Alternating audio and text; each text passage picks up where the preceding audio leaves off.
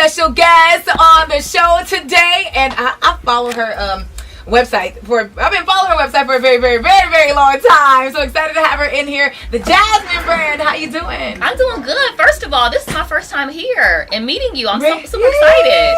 This is fun. So you're in town, right? I'm in Houston, yes. For a tour. Mm-hmm. It's called the Ernest Living Tour. The Ernest Living Tour. What's the Ernest Living Tour? We got Ernest here. So Ernest, what's the Ernest Living Tour? The Ernest Living Tour is a media, business, and branding class for young entrepreneurs and millennials.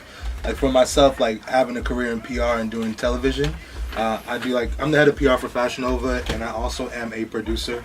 I have a show on Tidal called Bonnet Chronicles with Tammy Roman, and so on the tour we're teaching people how to get it themselves, whether it be like marketing, PR, TV. We have Jasmine here. She talks about from a business perspective how to run an entertainment site, monetize a site. It's just a fun tour to get people a head start on their careers. And you know what's so dope, because we live in a time where people are getting paid through social media, but they don't know how to run their own company. So I mean, they're making this quick money, but they don't know how to, just do the business part about it. Right. So this is going to be really, really dope. And when is it? Tomorrow, Saturday, from 12 to 5 p.m. in Houston. And where is that at? Well, you got to buy a ticket to see where it's at. Okay, so where can they buy the ticket? ErnestLivingTour.com, EARNEST LivingTour.com, and you get all the information there.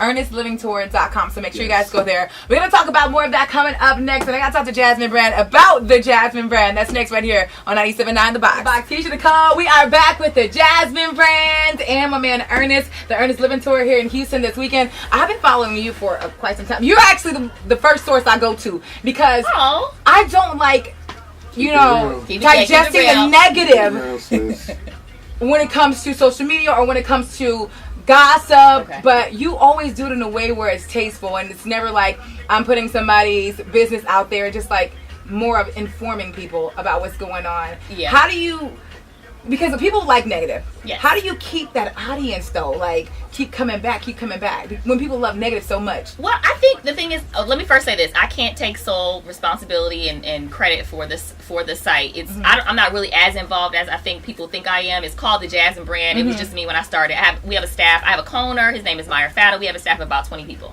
So we have always tried to kind of just stay neutral and be objective, but still report the facts and let people kind of decide what they want to decide from the situation. I think we've tried to stay kind of clean in a dirty business, and I think the key is just be objective, report the story, and then the thing is it's messy on its own. You know what I mean? So you don't really need to. We don't really try to give our opinion.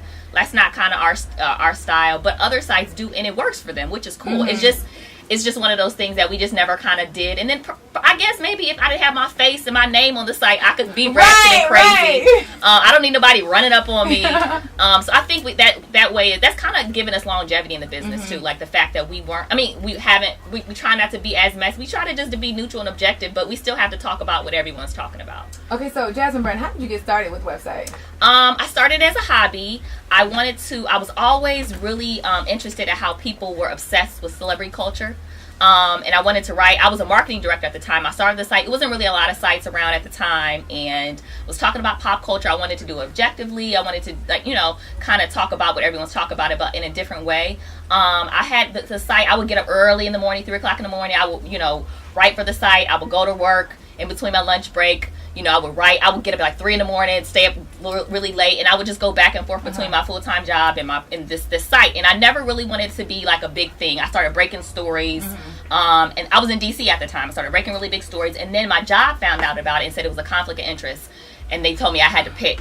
Wow. So I had to quit my job. So that's kind of how it started. I never wanted to be an entrepreneur. I never had this interest at all. It just kind of fell on my lap, and I just took advantage of it. I didn't have any money.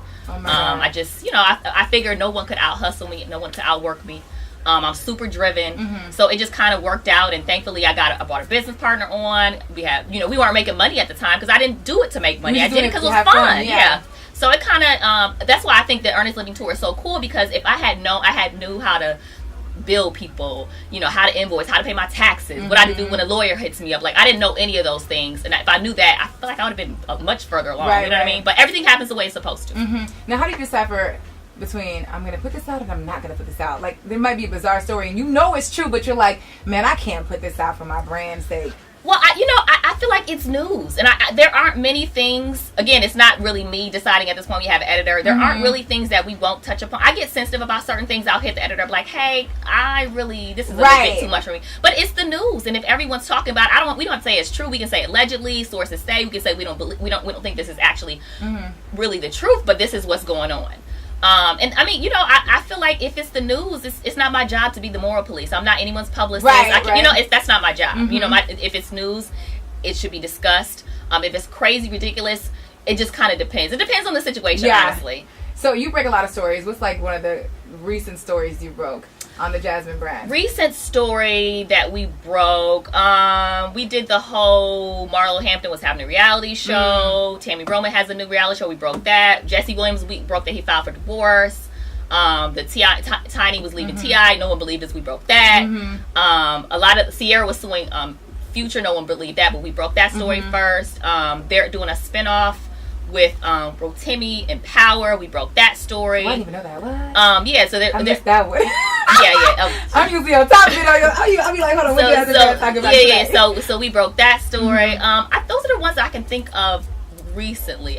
The thing is, it's so much going on. Like it's really like honestly, every 15 minutes. It's something. Yeah, it's always something going I know on. It's like so hard for us as radio personalities because back in the day, this is where they got their information from was for the radio, and now you have the blogs and you have the website and you have social media. And I think for us, we have to present it in a different way and we have to make a topic out of it. You know what I mean? So it kind of makes it hard. But I know it with so many different places you can get news sources from. It's so dope that a lot of people do go to you and continue to follow you. It's a blessing. I don't take it for granted. I mean, it's really a blessing to be able to do what I enjoy and make money from it and have staff and stuff like that. I don't take it for granted. And just when you started in the radio, I'm sure the market changed. The world of blogging and having entertainment sites has definitely changed.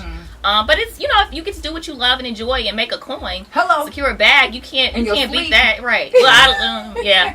ALC below. Come on, you out there making that bag. Yeah. Come on, quit being modest. What's next for you, Jasmine? Because I know you got a lot going on. We're working on some TV stuff and some radio stuff and some digital stuff. I don't like to talk about stuff until it's done. But we have some things cooking. Yeah. So you've always been known to have the pink hair. You can always keep the pink hair. Yeah. You gonna always keep it? The thing is, I don't know. People have tried to encourage me to do something different. I feel like people kind of don't really know me, so I feel like it's best to just sort of stick with the pink for now. If I was strategic, I probably wouldn't have done anything. I probably would have just left my hair alone or whatever. But it's kind of stuck for now. Okay. You want me to change it? No, I love it. Keep it pink, girl. Keep your pink, okay? Because I'll be scared to rock it. I ain't gonna lie to you. The Jasmine brand on the show, man. We got Ernest with the Ernest Living Tour. It's gonna be in Houston this weekend. This is gonna be so dope. If you want to know more about business and entrepreneurship and how do you do the business part of it, you need to be at this tour. Where can they get the information, guys? Again, ErnestLivingTour.com. EARNEST livingtour.com. ErnestLivingTour.com. Thank you guys so much for coming. Thank you for having me. I'm coming back next time. We're gonna go out. How long you gonna be here? Well, I'm gonna be going in. You'll be gone. Next go round. Okay, next go round. Thank you guys so much. Thank you. Thank you.